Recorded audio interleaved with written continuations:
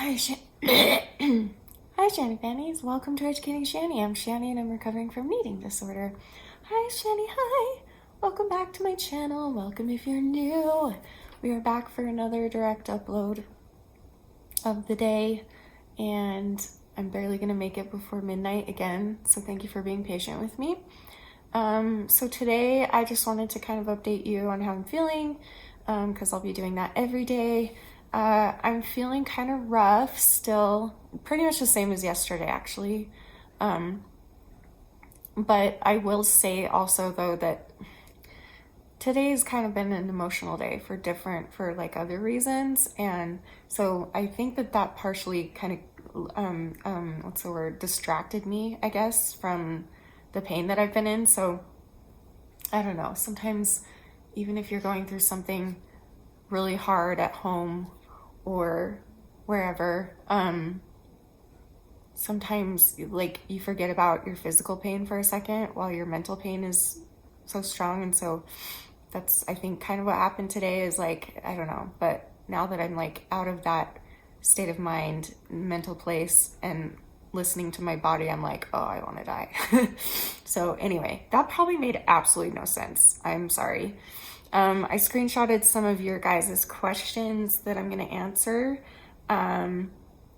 Please leave me questions or things that you'd like me to talk about below on this video, and I might answer or read your comment tomorrow.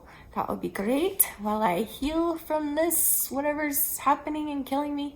As soon as that's there, as soon as it's there, done, that's what we're doing. Okay.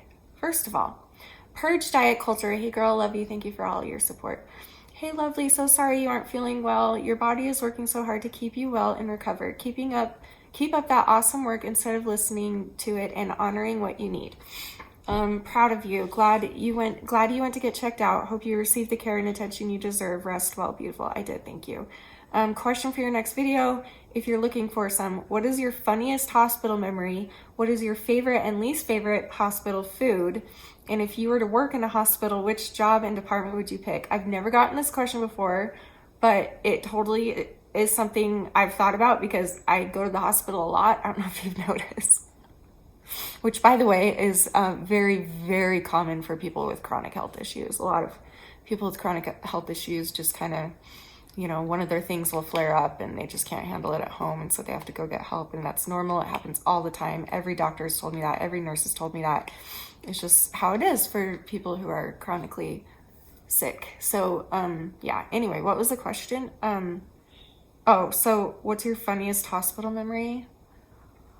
I think, I don't know why this one is coming to mind because it actually was more embarrassing than funny, but I guess I don't know. You don't really have a lot of funny experiences at the hospital, you know? But this one, I was getting a colonoscopy, and I don't even want to say it because it was so embarrassing, but I'll say it. I was getting a colonoscopy, and after I don't know if you've ever had a colonoscopy. I'm about to have to get another one, so I'm really excited for that. But they have you clean yourself out the night before with whatever, and then they go up your butthole with a camera and they look at your whole bowels, they look at everything. Now, when they do that, because they're coming from an outside source that is being pushed up into your anus, you get a lot of air pushed up in there. So after the colonoscopy was done, I was in the recovery room, and I was like I was still half asleep from the stuff they knocked me out with. And then I was half like waking up. And so I was like kind of coherent. And all I remember is just farting so much and seeing the nurses station right outside my open door laughing at me. All of the nurses at the nursing station were laughing at me every time I farted. And I was like, I literally can't help it. And also this is really embarrassing. And yeah, so don't do that. That's not a good nurse. I can't believe anyone would actually even do that. Like, it was so embarrassing. Anyway, okay. Shauna Lee says, you do whatever you want, whenever you want, Shani. We will always be here. Thank you. means a lot to me. I've been here for years, no matter how many breaks you've taken. Also, when your hair was in your face, I was thinking of how cute you would look with bangs. That's really sweet of you. Stay tuned.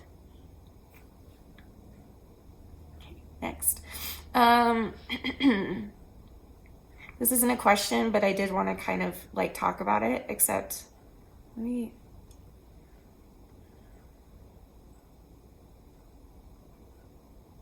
do this one first, and then we'll see if we have time left over to talk about the other thing. Okay, purge diet culture again. Hey girl. Shani, you are positively lovely just as you are. We genuinely care about you as a person. That's why we watch. Come as you are enough. We are rooting for you always. Danny is completely right. One minor slip doesn't at all erase or minimize all the hard work you've done and will keep on doing. So proud of you. Keep kicking Ed's butt. I know you will. You are enough in all the ways you choose to show up on YouTube, and you are worthy of posting at a rate that feels good to you. We're not going anywhere, I promise. For future short videos, maybe you can share one thing you're grateful for that day, a personal win, favorite picture or pictures, just an idea. I love that. I love that idea. So I'm just going to do those for today, but I should start doing those more often. So like, what was the first one? One thing I'm grateful for today is Danny. He's been really wonderful and patient with me through this really rough time.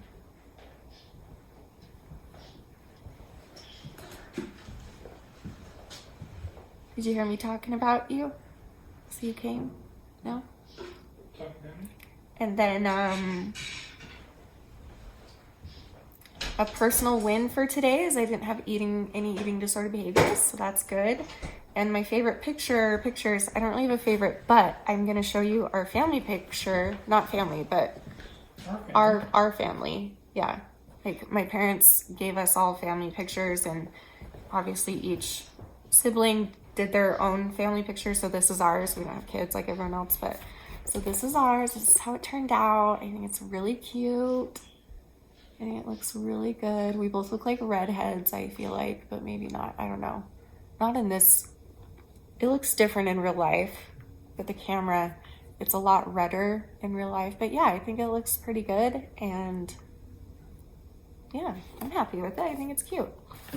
Okay, we definitely have time. Okay, what was the other thing? Okay, AB says sexual trauma can sometimes trigger PTSD later in life when you feel obligated to have sex with your own partner, and it creates all sorts of insecurities and anxieties, feeling obligated, guilt, creating walls to protect from feeling obligated, and psychosomatic symptoms and illnesses. Sometimes people just need to sleep in the same bed, feeling safe, not feeling obligated, just accepted and loved and relaxed, holding hands and hugging.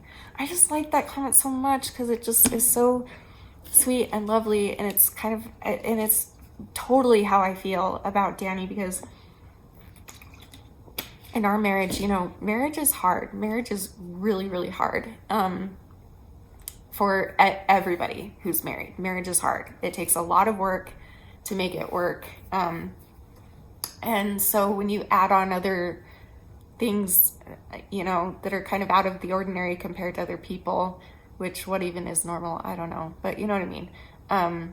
So for instance, with us, you add in my stuff, I've got a lot going on that's not fun, and it gets in the way of our marriage. It gets in the way of our sex life sometimes. We're definitely getting better with it, to be honest, but it's still hard sometimes.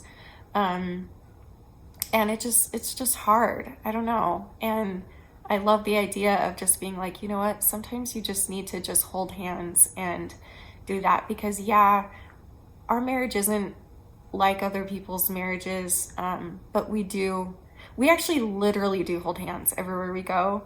We're that couple. We're that annoying couple that's like if we're walking in a road together and there's a pole coming up that's gonna come between us, and it's one of the poles where it's rounded on the top in it, and then Danny and I will just lift our hands over the pole and keep holding hands, because we're really, we're very much I don't know, we always hold hands everywhere we go, everything we do. So anyway, I am having a lot of new memories coming up, new sexual abuse memories, which is okay. I'm okay with it, because I would rather just kind of get them all out in the same, you know, couple of years and then work through it than to just have it keep coming like once in a great while every few months or something.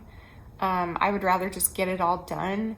I guess I just feel like, when is it going to be done? How is it, like, sometimes you're just like, well, when's it going to stop? Today, am I going to get a new memory today? Today, am I going to be triggered? Am I going to be, you know, and it affects you, and it affects your life, and it affects your marriage, and it affects your relationship, and it affects your family. It affects other people. It affects everything. And so honestly, like, if you're out there and you've been sexually abused, I love you, first of all. I feel for you. And I'm sorry that that happened to you. You didn't, nor do you ever, nor does anybody ever deserve that. And you are so much better than the person who decided to take your innocence away and take your freedom away. And you are fully capable of getting that freedom back, and so am I. Sexual abusers, in my mind, are the one thing in the world that I cannot forgive.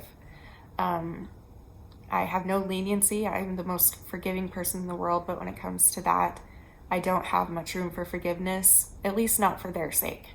For my sake, yes. Like, I choose to forgive my abuser for my sake, but that's all, not for his sake at all. And if you're feeling that way, and if you don't even want to forgive for yourself either, that's okay too. And just go easy on yourself. And I know that's easier said than done when you have coping mechanisms like eating disorders and self-harm and other types of things that just kind of just slowly destroy your life. You know what I mean? It sucks. And I'm right here with you, dealing with it too. You're not alone.